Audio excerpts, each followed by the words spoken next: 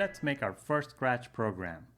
When you start up Scratch, you will see in the stage area you have one cat. This is called a sprite, and you can click on the cat and drag it anywhere you want in the stage area. So starting out, this program has only one sprite. Now, programming in Scratch is a little bit like making a movie or directing a play, and so when you're doing that, you would have some actors and you would tell the actors what to say and what to do. So in this case, we have the sprite, which is like an actor. Now we can't actually talk to the sprite and tell it what to do. The way to tell the sprite what to do is to use these code blocks. So if you click on this first block here called Move 10 Steps and click again, you will notice that the cat moves right a little bit. Steps here is just a way to measure distance in Scratch. So instead of saying centimeters or inches, you have steps. You'll also notice that there is a white circle in the center of this block, and you can actually change that number. So let's change it to 100 and click it again, and you'll see that the cat moves a lot further. Now let's drag the cat back to the start.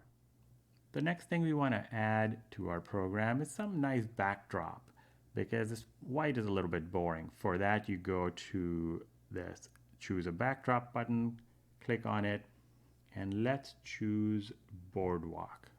Okay. Now let's move the cat a little bit down so it looks like it's standing on the boardwalk.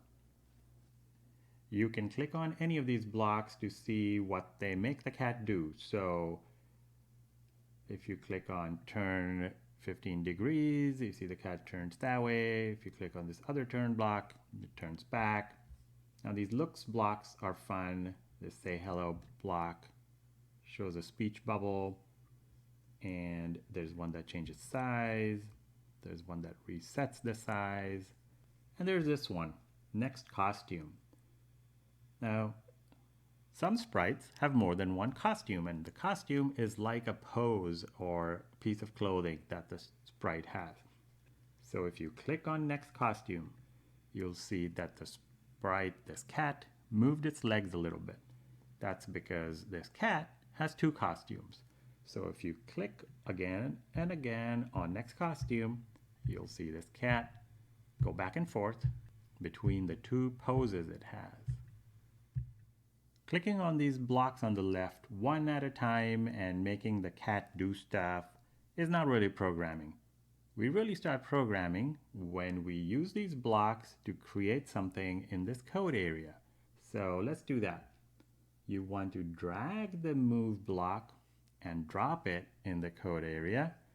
And let's take another block, the next costume block, drag and drop it also in the code area. And you can see with the way these blocks are shaped that they might connect. So if you drag them really close to each other, they snap and connect. Now what you have created is a tiny program that does two things at the same time. So if you click on it, you will see that the cat moves a little and also switches costume. What's really happening is that these two things are not happening at the exact same time. This is a sequence. First, the cat moves 10 steps, and immediately after, it changes to the next costume. But it happens so quickly that you can't really tell that they're happening one at a time.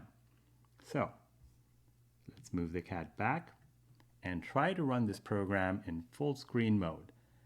So click on the full screen button, and well, we don't have a way to click our blocks from here. So what do? You will notice that there is a green flag here, and clicking on it does absolutely nothing. So let's go back. To make the green flag work, you have to use a special block called an event block.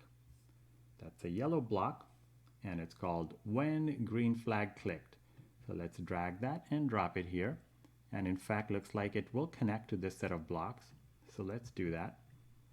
Now what happens is, if you click the green flag, this block, when green flag clicked, wakes up and runs the rest of the blocks attached to it. you can try it out in your editor. So let's click the green flag, and you see the cat moves 10 steps and switches to the next costume.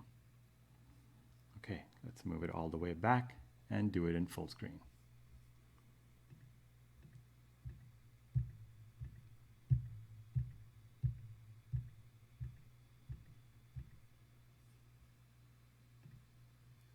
So congratulations, you've created your first Scratch program.